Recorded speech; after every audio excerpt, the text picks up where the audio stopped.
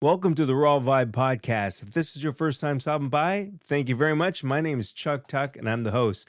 I know there's a lot of different podcasts that you could be watching or listening to, so again, thanks. Today, I have a guest who's a 30-year law enforcement veteran. We're going to talk about some things from his book called Mastering the Impairment Code. So let me ask you, if somebody was drunk, high, whether it be on coke, pot, whatever it might be, could you tell if they were? If they were, would you give them a second chance if they messed up? These are some of the things that we're going to talk about from his book. So please sit back, relax, enjoy, and remember to like, share, and follow. It really does help.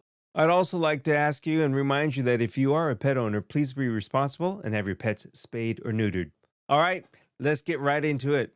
As you said, my name is Chuck Marting, and I love your name too, by the way. And I am a retired law enforcement officer of a little under 20 years. And during that time, I was what was classified as a drug recognition expert.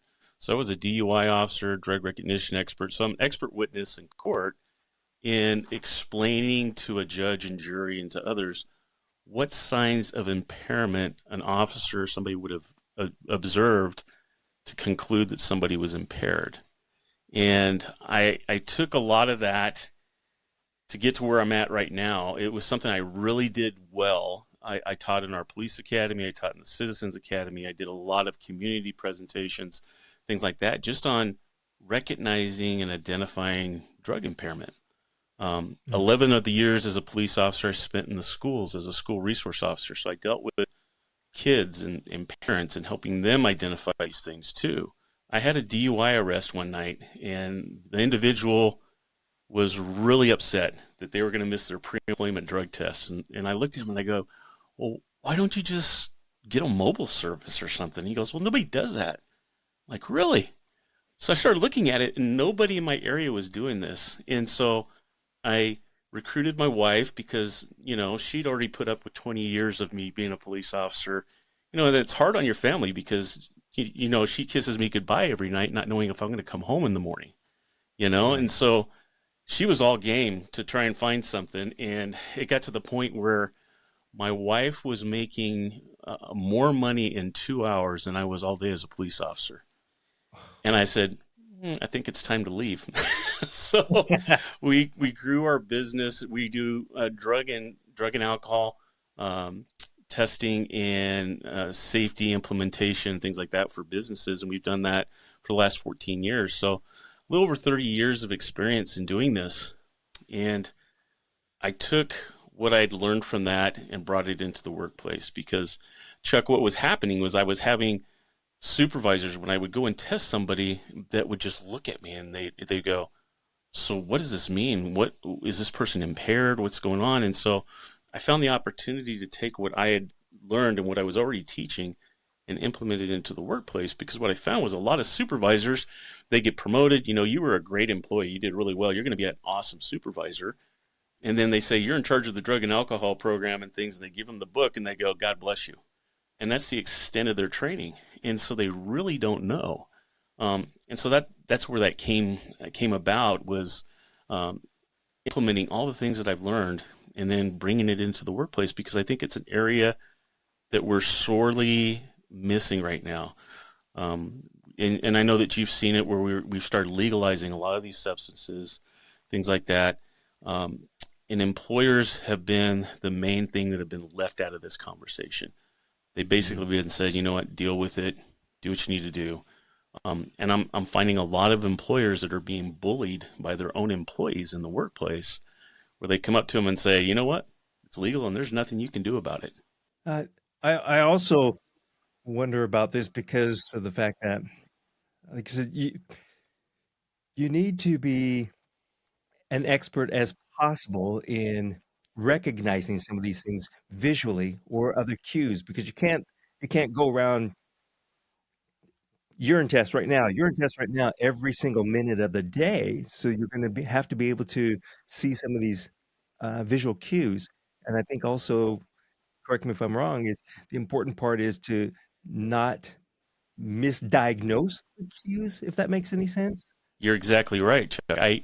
I have a chapter in my book specifically that covers things like that. That's medical conditions. We have people that are diabetic, epileptic, have seizures, things like that. And when you come across those individuals, if you don't know they have those conditions, it can mimic the signs and symptoms of drug impairment. And a lot of times it gets misdiagnosed. But there are things that I talk about that you can do that will help you in identifying, yeah, this is a medical issue and not a drug impairment issue. And so I think that's a very important point that you bring up, because it happens all the time. Or is there one or two stories that could tell us whether this has happened that you know of, or that you've experienced firsthand as far as these encounters of impairment where it possibly went undetected or misdetected? Yeah. There's a lot of stories that I can tell you, but I know, the most common one was I would get called, and I was just called by an employer just 2 weeks ago, where they brought me in and they said, you know what, there's something going on with this person. They're not communicating their thought process and how they're doing things. It's just, they're reacting slow to things. You know, it just didn't seem right. And the supervisor just couldn't put his finger on it, but he felt he had enough to do a drug and alcohol test to make sure to eliminate that was the issue. And I came in and I started talking to the person, and just based on 30 seconds of talking to this person, I asked him, I said, are you diabetic? And the person said, yeah, I am. And I said, when's the last time you took your medication? And he couldn't give me an answer. And so I looked at the supervisor and said, let's get paramedics in here to check him out. And when they got there, his blood sugar levels were really, really low. And so that's what was causing this appearance that he had of being impaired with alcohol. And sometimes you get the smell of what, it's the acid and things like that come in their breath that was being detected. And so it was mistakenly thought that it was alcohol. And when the paramedics got there, they gave him some glucose, and his levels came up, and all of a sudden, totally different person, the person he usually sees. So, Yeah. The supervisor, look, he made a decision. He didn't do anything wrong. He did the right thing because he was able to identify there's an issue going on here. And had he just ignored it or dismissed it, it could have been a medical crisis right there in their place of work. Yeah. And I think what you're talking about, that smell on the breath, the sweetness, like ketones or something like that. Ketones, yes. So you're absolutely right in this situation where the supervisor did not jump to a conclusion, but they probably should have done what you did, probe a little bit more and ask a couple more questions. Mm-hmm. So I would imagine that this is beneficial, your information, for these employers or whoever it might be, to understand how to ask questions. Yeah, it is. And you have to have, there's a couple things that come with that. One, you have to have very good active listening skills. And you have to allow people to answer those questions. And sometimes when we get in a hurry, what I've found is people will sit there and go, they'll answer the question, or the person's trying to formulate the words, but we jump in and try to give it to them, and we miss a lot of things by doing that. An example of that is an individual that we tested just the other day in the workplace said, well, the last time I drank was last night. There's no way that my alcohol levels should be that high. I'm just having conversation, and I said, well, what'd you do today? And they started talking about their day and the things that they did. And unintentionally, with them, they said, well, when I was at lunch, I had a hamburger, I had a Bud Light, and I had, what did he just tell me? Didn't even realize it. But had I cut him off as he was explaining this to me, we would have never found that out. Because the last thing he said, well, I drank last night. Well, you forgot about what you ate at lunch, but you just told me.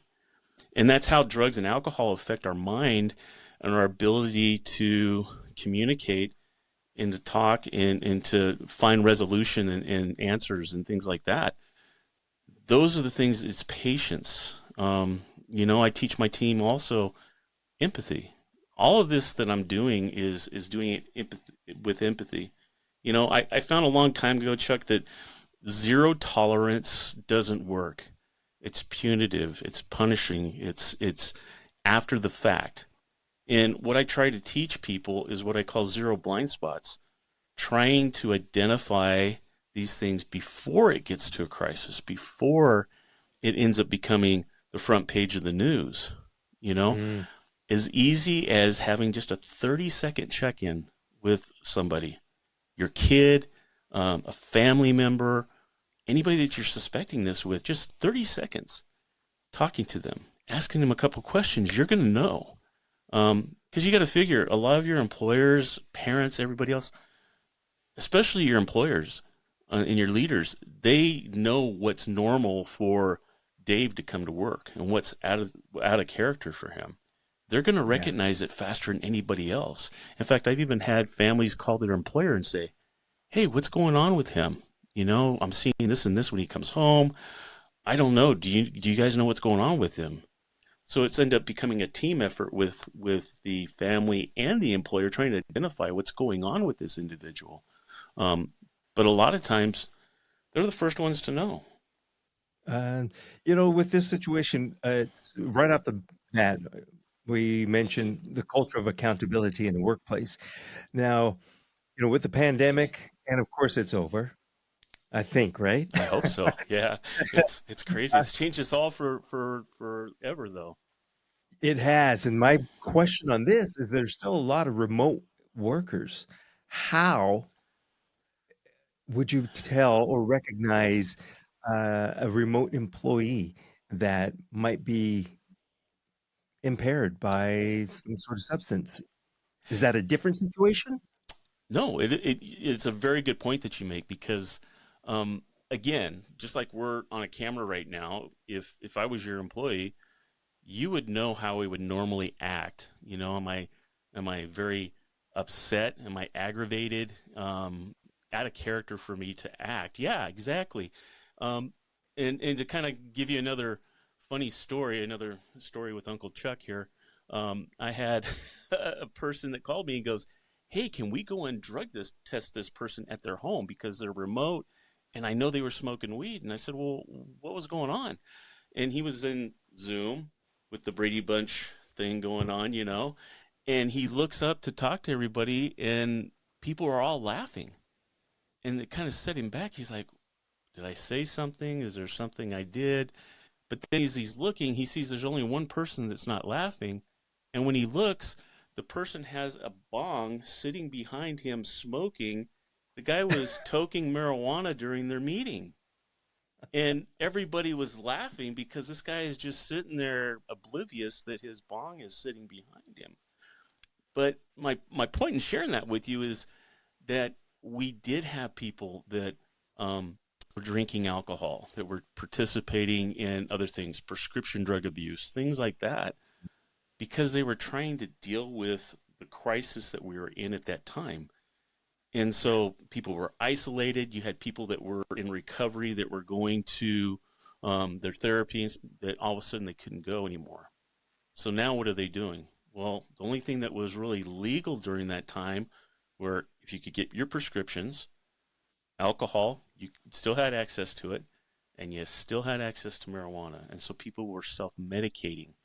Then, when what we've seen is there's some people that are still in those situations where they can work from home, but then we have other people that are now coming back into the workplace, and we're discovering that they have addiction issues now Hmm. that are being recognized. And so we're having to deal with that, which is, most of your employers have the ability to deal with that, and they have programs to help with that. Talking about that stuff, alcohol, as long as you're over 21 or 18 or wherever in different states, I don't know how it's changed, but it's legal, but this is the wrong word to use, but inherently know that you should not drink during work hours. But with marijuana, CBD, even though it's really doesn't have the THC, although some or a lot have a slight level of THC, I think we end up making an excuse of, like I said, we are self-medicating, saying it's okay. Well, it's legal, so I should be able to because I'm dealing with stress. How does an employer and how does the individual work with that? Well, man, that is such a good question. You're awesome at bringing this stuff out. Um, you know, again, it's identifying and knowing the individuals that you're dealing with, but Hmm. this stuff is being introduced into the workplace, and a lot of it is misconception by employees. Okay, what is the one thing, and I'm sure that you've probably heard it too, what is the one thing that people do when you compare marijuana and alcohol? Well, they tell people it's safer than alcohol.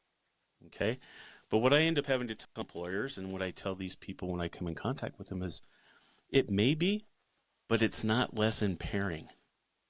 Okay, Right. just because it's legal doesn't mean that it's safe. And that's the disconnect that we're getting, is that people hear that and they figure, well, it's safer than alcohol. That must mean that I can do this. I can get in my car. I can drive a company vehicle. I can do all these things, and I'll be just fine because it's safer.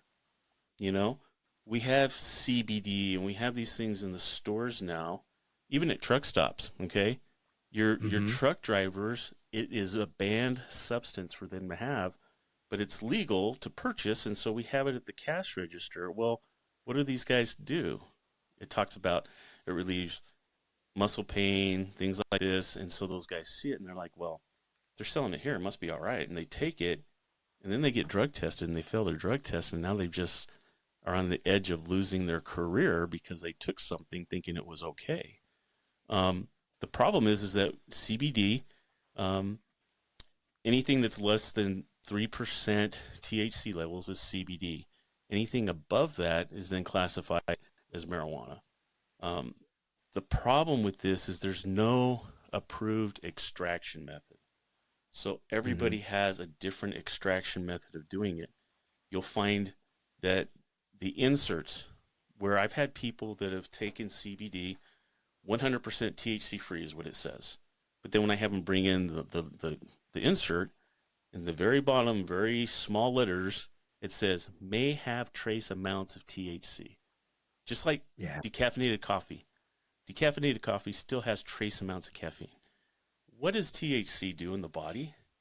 It accumulates. So over a period of time, when they take their drug tests, they're never impaired. There's not enough THC and CBD to get you impaired. But over time, it builds up in your system. So when you take a drug test, it comes back positive, because we're not testing for cannabidiol. We're testing for THC. And so then the people go, I don't do marijuana. I only do CBD. Well, CBD is part of marijuana, and they didn't get all this out. And this is what's happened. And Um, I would imagine too, Chuck, that that goes for the topical stuff too, right? Not just an ingestible. yeah, it is transdermal, CBD is. So even the lotions and things like that, I've walked through workplaces and have pointed that out, saying, it's not going to get them high, but they will come back on a drug test. So, understand when I'm talking about a drug test, Chuck, a drug test is not an impairment test. It's only testing for the presence of. And so you have policies and procedures, and they have that in there that, you know, for lack of better words, like I just talked about earlier, zero tolerance. We're not allowing these substances. And so when they do that, well, the lab isn't able to tell you, was it CBD or was it marijuana? Because we're only testing for marijuana. So we don't know if it's because of that lotion. We're assuming it may be because that's what they're saying they're using, but we can't prove it. So that's part of the problem. Um, and we have people that are now coming into work with the edibles that are infused with CBD and things like that. I Before we came on the air here, I had just read a story in the news today that Circle K it's a convenience store. In Hmm. 2026, they're rolling out CBD infused drinks. Okay. Well, well, they're all over the place right now. Yeah. So how are you as a leader or an employer going to monitor that coming into your workplace? Are you going to check everybody's bottle, everybody's canister, because everybody has those the Yeti cups that keep everything cold or hot? Are we going to go around sniffing those to make sure that are looking at them to see if, it turns your job into, as a supervisor, a nightmare because you don't know what people are bringing in.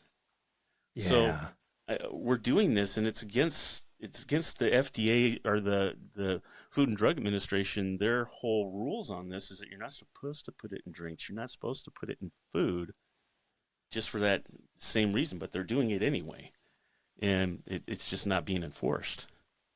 Well, I would also imagine now that depending on where you're at, we've got the psychedelics, the mushrooms, the microdosing, and all that that's happening. And I would imagine that pretty soon that's really going to be legalized, and that's just going to put that much more of a um, roadblock or something on the employers. Or again, like you said at the beginning, not necessarily out at a workplace. It could be your child. It could be it could be anywhere. Chuck, I'm in Colorado, and I will always have a business here because we love our drugs here. We were the first ones to legalize marijuana. First Mountain ones, High. first one, yeah, exactly. We're first ones to legalize psychedelics, and I've already had employers that have been affected by this because, again, people think it's safe. They're being treated for a medical condition. Well, the wording that they're doing now with psychedelics, the education is the big part that's missing from this. Psychedelics, like any other drugs that we have, for some reason, scientists and doctors and everybody else have not understood why this happens. But from first-time use with these type of substances, you can have what they call flashbacks for the rest of your life that they don't know what triggers them. They don't know what happens, but it's like having that whole experience all over again that you had the first time you took that substance. Um, but we also have, in the way that these laws are being written, for example, here in Colorado, if you're my psychiatrist and you've go ahead and diagnose me that I can have psychedelics, so psilocybin mushrooms, for example, okay? If I don't like how you're giving me my therapy, or I think that you haven't given me enough in my microdosing, in our law here, I can now become my own care provider. I can grow in a 12 by 12 box my medicine.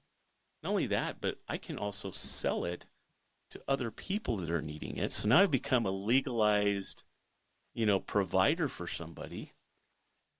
Not only that, but we have been, in our law, it's been mandated. And why it's important for you to understand this is because people are taking our model and they're adapting it because it's already in force here. So let's do it in Washington or wherever. Hmm. We have to have safe centers in every um, county available to these individuals where I can come in there. You're working in that facility. I take my medicine or my psilocybin or ecstasy or ketamine or any of those psychedelics, and they evaluate me. They watch me to make sure I don't have any adverse reactions. But then when they're done with that, they say, "Okay, you're good to go," and now I can leave. Now I can go to work. Well, what we've had happen 3 months ago is I had an employer that couldn't find one of their employees for over 2 hours. They finally found this guy under a conveyor belt, curled up fetally and crying. And they asked him what's going on. He felt somebody was trying to kill him that was running through the workplace. So they bring him in to do an evaluation or drug evaluation with me to do his drug testing. And I'm talking to him, I'm filling out my paperwork, and he's talking. And I look up, Chuck, and he's talking to somebody behind me, but there's nobody behind me. And he's having a full blown conversation with them. And so I asked him, I said, "Are you microdosing?" He said, "Yeah, I am. How'd you know about that?" "Well, I know a thing or two about these things." Well, yeah, it's hallucinogenic. It's How we've heard stories about this stuff in the '60s, right? And we make it a whole different thing. It was different then. Well, Eh, Chuck, even with marijuana, none of us would know who Cheech and Chong were if it wasn't for the escapades they had with marijuana. Okay, we know it's Right. impairing. We know that, you know. And look, I am not against medical intervention with this. Okay, that's not my dog in the fight. If it works and it does the things that they tell you it does, and you medically feel that you need it, then God bless you. I hope it works. My thing is I don't want you getting in your car because you feel like you're okay and get in an accident that seriously changes the course of your life, but also affects somebody else's. Or you go into the workplace thinking you're okay, and now we have an issue. That's the part that we're missing. Hmm. Isn't so much nobody, including myself, want to see people in pain or in need of substances that are going to help them deal with whatever they're dealing with. I mean, my father passed away a couple years ago because of Parkinson's. And I can honestly tell you that if my dad would have come to me and said, son, I want to go and try medical marijuana, I want to see if it gives me some relief. Chuck, I would have gone to the dispensary and bought it for him. Okay. I'm glad you're saying this because in my gut, I wanted to ask you this, but I did not want to put you in the position of saying yes, you're for it or against it. But you are for it for the right purpose of medication, medical purposes, which is different from saying I'm using it for recreational and hey, Exactly. party on. Yeah, I just want, if you're going to do this, we need to do it responsibly. We need to have people that are being able to diagnose this to see if these things actually do what people are being told they do. Because right now, there's medically and everything else, there's not a lot of paperwork or studies that are showing that, yeah, it does this or this. What we have Hmm. is word of mouth, third parties. I got into a conversation with a newspaper here in Colorado that put out an article that said that marijuana has been shown to cure cancer. And so I contacted them. I said, "Do you have that documentation? Because I teach this all the time. I want to be able to show that to people." And then they came back and they called me and said, "Yeah, we're going to have to do an extraction or a piece in the paper that was misquoted." Because that was what this person had been told by somebody else, who was told this by somebody else, but no hard documentation of that. And it wasn't that I was trying to get them in trouble, but look, if you have something that proves that it does this, then let's put it out to people. Let's help them because that's what they're looking for, But the problem that we have, especially in just jumping back at marijuana real quick, when I was a police officer, I was actually enforcing driving under the influence of drugs with marijuana before it even became medically or recreationally legal in Colorado. Okay, what we're seeing is that um, the THC levels when I was a police officer, you're talking 8 to 10%. Right now, smokable marijuana in Colorado and nationally has been showing 80 to 90% THC levels. Your edibles, your vapes, your shatter, your waxes, your tinctures, your lotions are shown to be at 100% THC levels. Levels that we've never seen. Hydroponic, these guys have been able to perfect this stuff. And Yeah. so now it reacts totally different than anything else we've ever seen before. Yeah, I'm gonna say, yeah. If you're 50 years old and you used to do that, or 60 years old, it's different from when your buddies are growing something or you buy something at 7, 8, 9% THC, Yeah, it's maybe 15 at the most compared to now. yeah, Eight. and then they're mixing stuff with it.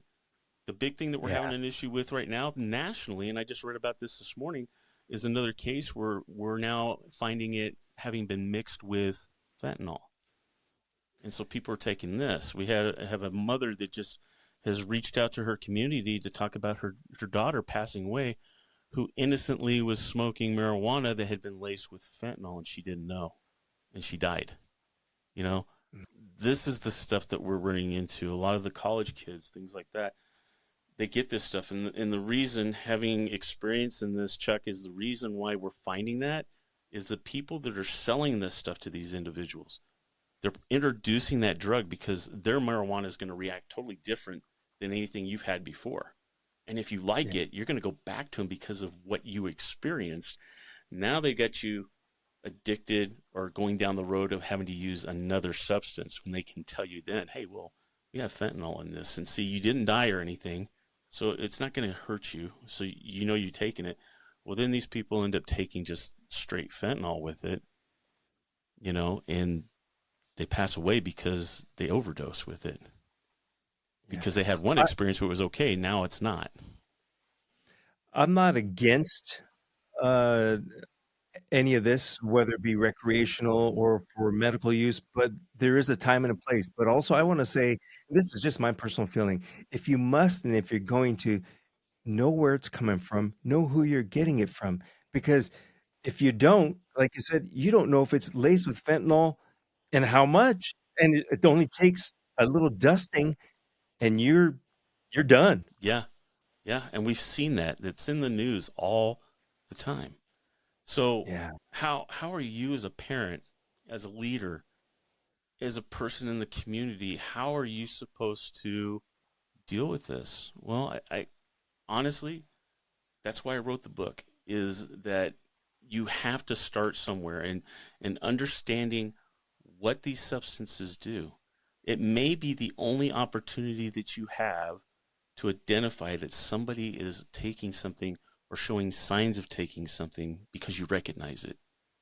How many Yeah. times have you had people that you may have talked to, or even yourself, where you're gone in and you're like, there's something going on with this person. I don't know what it is, but there's something going on.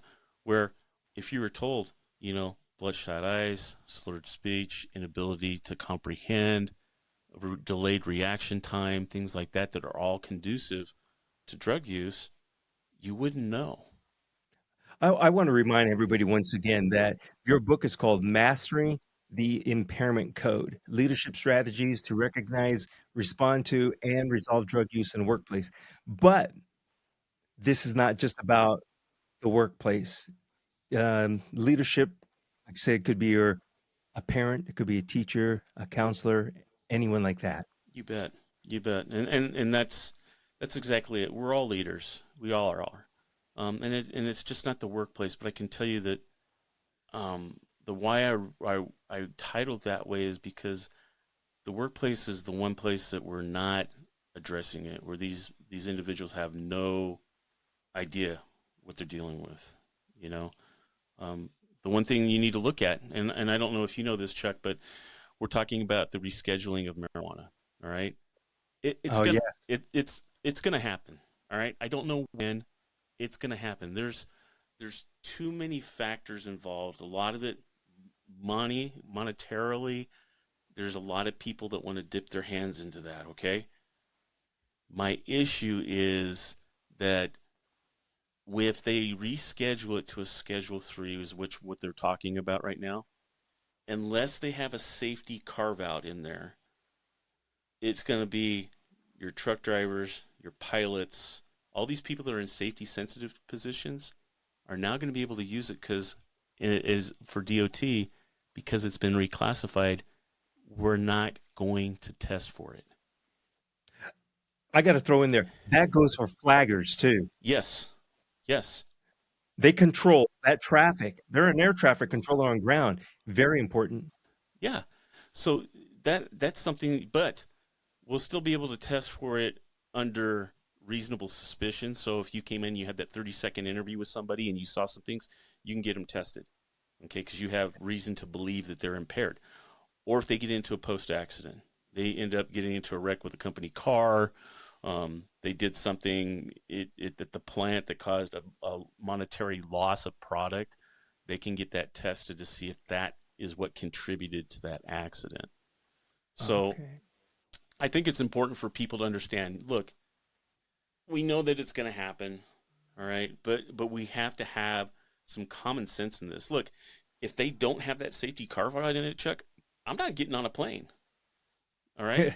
I don't know if the pilot just hit the bong before he goes in, or he had his edible, or he smoked a vape. Okay.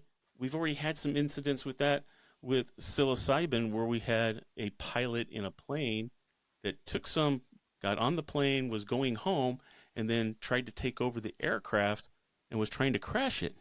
Okay. I So remember we that. we know that if we don't address this, if people don't have it, right now with DOT, just to give you an idea, this is just, I'm kind of going off on a tangent here, but DOT, we are not testing for fentanyl. Your truck drivers, your pilots, they're not being tested for fentanyl. It hasn't been added to the panel.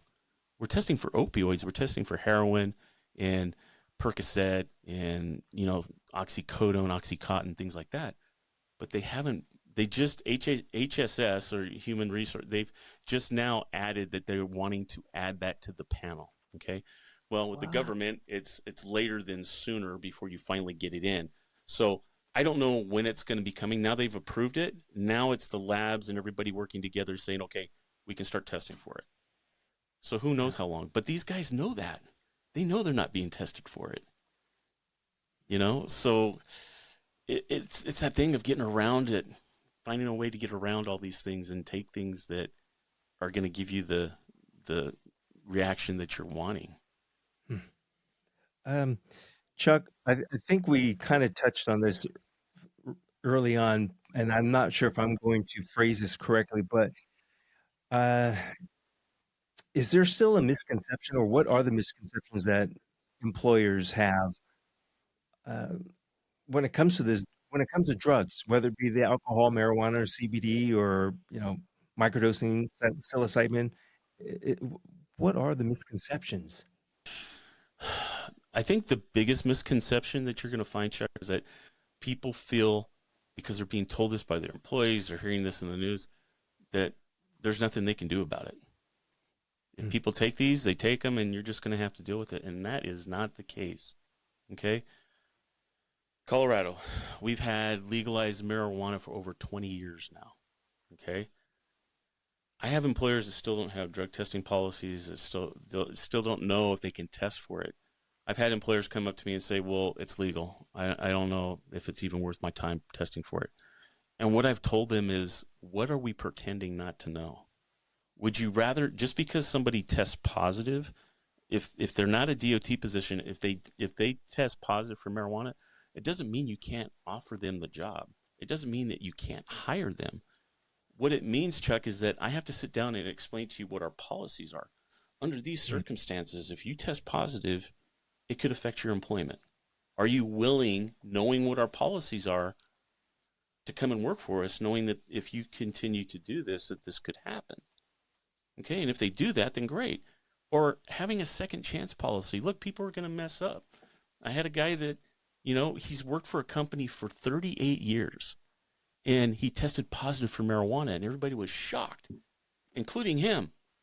And I start talking to him, and he said, look, he goes, I was at a party with my family, and somebody brought something, and he said, I got caught up in the moment. I'm like, well, hell, it's legal. So he took it. Well, he didn't know he's going to be drug tested on Monday when he got back to work. And the other misconception is when you take first time use, it's going to be in your system forever. And that's not the case. And I told his employer, if he's only had it one time, within 5 days, it's going to be out of his system. So they said, okay, let's test you next week. And we brought him back in, and he tested, and he was negative. It was just situational. It was there, and people are trying to figure out what's the big deal, and before they knew they'd get in trouble. So now we have people that they're wanting to see what the big deal is. And so they try it, Mhm. and then they can get in trouble. But if we have those zero blind spots, instead of just enforcing, zero tolerance, if we show empathy to an employee and we show them that we care and that we want them there, and we have a plan, such as a second chance policy. We have employers that have what's called an EAP, or an employee assistance program. They can have them go see that person, talk to them if they have an issue with it, and help them get the help that they need, and then go back to work. So Yeah. there's so many different things that we can do. It doesn't have to be punitive. It doesn't have to be, finalize me driving the nail into and hitting it with the hammer. You know, we have to show people empathy. We have to show them that we care about them and that we want them there. But at the same time, we can't have employees bullying their employers and threatening them and all this other stuff. We have to give these guys the tools that they need. We need to give parents the tools they need. They have no idea what's out there. You were talking about vapes earlier. I had an employer yesterday that called me out to come and test a flagger. Okay. And as he's doing this with this guy, he's vaping, right? When I get there, one of the things we do is have them empty their pockets. When he took his vape out, I looked on the side of it and it said that it's THC. So he Mm. was vaping marijuana right there talking to his employer, and his employer had no clue. None. So we've got to educate employers. We got to educate these individuals for what to look for, and then how do you handle it? You're fired, you're out of here? No, we need to have conversations with people. We have to have education. I also teach employees because a lot of them are scared of being the snitch or whatever. They don't want to have this person get mad at them. We have to come up with ways of helping them. So I've gone through and I've taught employees how to recognize impairment because they're working with this person. They want to go home to their families at the end of the day too. So if they Yeah. know what to look for and they come to you as a supervisor, just say, Chuck, I don't know, there's something going on with Allison right now. She's just not making sense. I'm having to do her work because she can't remember how to do it. And she's been here for 20 years. Okay. She's just giving you, that employee just gave you the information you need as a supervisor to now go and have that 30-second check in with somebody and see if you see those things. Okay. Now let's address it. Let's go ahead and get them tested. Let's see what's going on. And I think that is the best way to handle this. I Yeah. don't want to see people lose their livelihood, and it doesn't have to be that way. It's just this the way we've always done it, and we've got to change this. The way you're saying and explain everything is 100% the way that I agree that it should be. Um, the EAPs, the second opportunities, these subtle hints that you drop to your supervisor who could check directly with their subordinate. Yeah, you team know, member. it, You know, yeah, team member, much better word to use. But it is. And I also would think that there's a lot of extenuating circumstances that we as individuals give ourselves to do some of these things because we think it's going to benefit us. I think it kind of like what you're saying at the very beginning. We are self-medicating, but there could be an issue that's deeper, and the reason behind why we're doing that. yeah. Communication is key. You know, Hmm. I, another situation to tell you about, Chuck, is I had a individual that went in and look, I can't sit there and tell an employer, yeah, this person is not impaired or whatever. But I with this guy, I didn't see any signs of impairment that would indicate to me that anything was going on. I told the employer, I said, you need to have a conversation with this guy. He's not taking drugs. I can see that. I can tell you right now, his test is going to come back negative when he gets back from the lab. But there's something else going on that you just need to have a conversation with him. Well, this guy was having a daughter that was getting married. He doesn't have the money for this. He's stressing. So what does that do? It carries over into his work. He's absent-minded. He misses something. He gets into a post-accident, things like that, because he's got all these different things on his mind.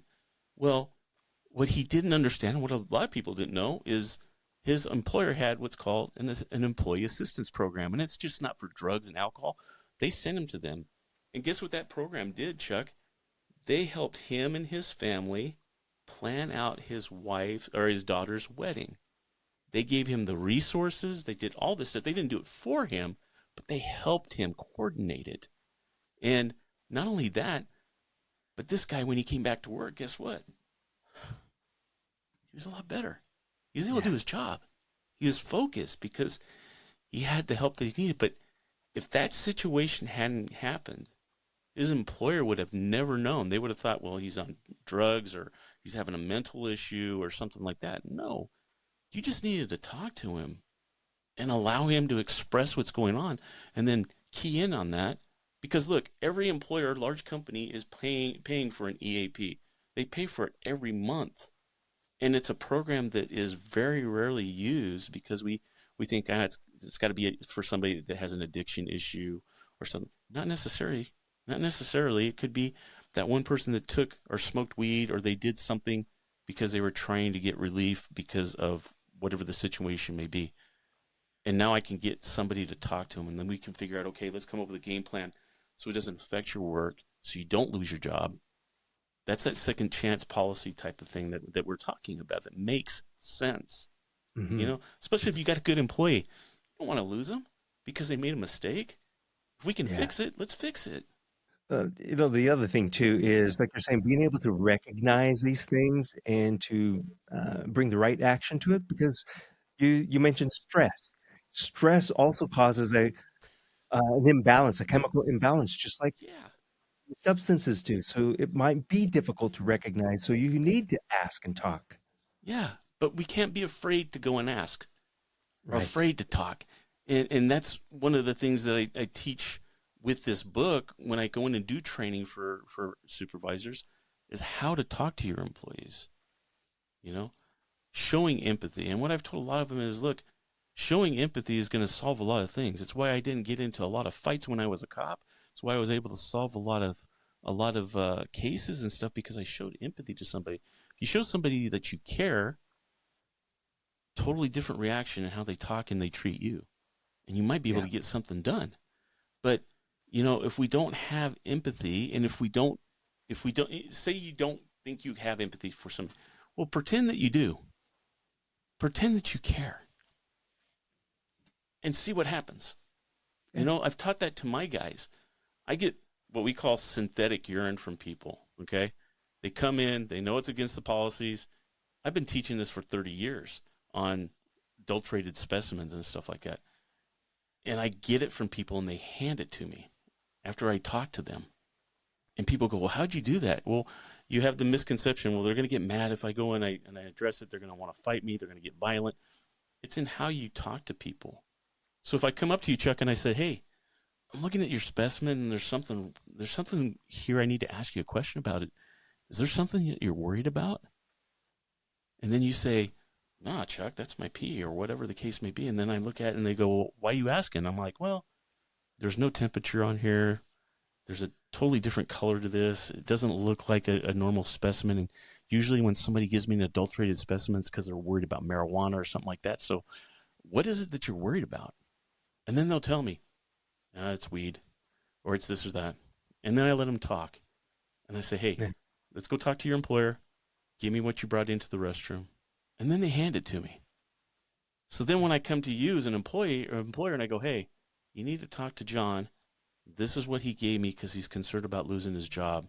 And so this is what he did. And then you can deal with it. If you fire them for violating your policy, then that's what you choose to do. But now we're having to address this. And that's the best way of doing it. But it's through communication and showing empathy and showing people that you care and that you're not just trying to fire them. Because what's one of the things that an employee is going to think? Now they got caught. I'm going to lose my I'm job. fine. I'm going to get Yep. fired. I'm screwed now. And that's not the case. I've had people get mad at me and say, because of you, I'm going to lose my job. And I tell them, I say, well, look, I didn't hire you and I didn't fire you. So you're talking to the wrong cat. You need to talk to somebody else over here. And, we have so much lack of communication, it's not even funny. Because we're scared of offending somebody, scared of what their reaction is going to be. Well, you're going through all these scenarios in your mind and you haven't even tried it yet. It's, and we all do that. Yeah. Yeah. It's- My first thought is, Chuck, you got an opening? I'm coming and working for you right now. Well, exactly. But see, think about it for just a second. And it's a really good point that you're making. Because if your employees feel like that, what are they going to tell their friends that are looking for a job? Mm, Hey, come over here. this is the best place. Guy is really cool. Yeah, it's a benefit because now your employees are bringing good people in for you too. It's a Yeah. win-win. Chuck, I've said it a couple of times, but I would like for you to mention your website, how people can get a hold of you, where they could get the book, all that stuff. Awesome. Well, thank you for that opportunity. I really appreciate it. They can get a hold of me on chuckmarting.com is my website. I do speaking, training, consulting, and then it also talks about the book. If you want to go to the book specifically, you can go to masteringtheimpairmentcode.com. You can order it there. It's available anywhere right now, Barnes & Noble, Amazon. In fact, if you go to Amazon, you can get the digital or the Kindle version right now for free. So Wow. I put that out there because my thing right now is I'm just trying to get this out, to people because it's gonna change the way you do things, to change the way you look at things, and you're gonna start recognizing things that, or even come up to me like some people have and said, you know what, I saw that before, I didn't know what it is, but I know what it is now. Thank you. Well, this first I'll call it, this issue is only going to get bigger, and this resolve or resolution is only going to continue to grow. So, a book such as this, I think, is an important guide, an important reference. And I got to say, Chuck, thank you very much. Chuck Marting, thank you. Thank you. Well, and I got to tell you, Chuck, I've got to give a shout out to you and thank you for what you do. It's very needed in our society today. Just not with the topic that I'm talking about, but I've listened to your podcast and all the different people that you bring in, all the different podcasts that you do. You're doing important work and you're getting things out to people in a timely manner in the way that they need to have it, and figuring out how to address these things. And if it wasn't because of the work that you're doing, some of these things may never have come to light. So I want to thank you for doing that and for continuing to do that, and to show people that you care and that you're wanting to be the difference in their life. So thank you. I appreciate that, Chuck. Thanks.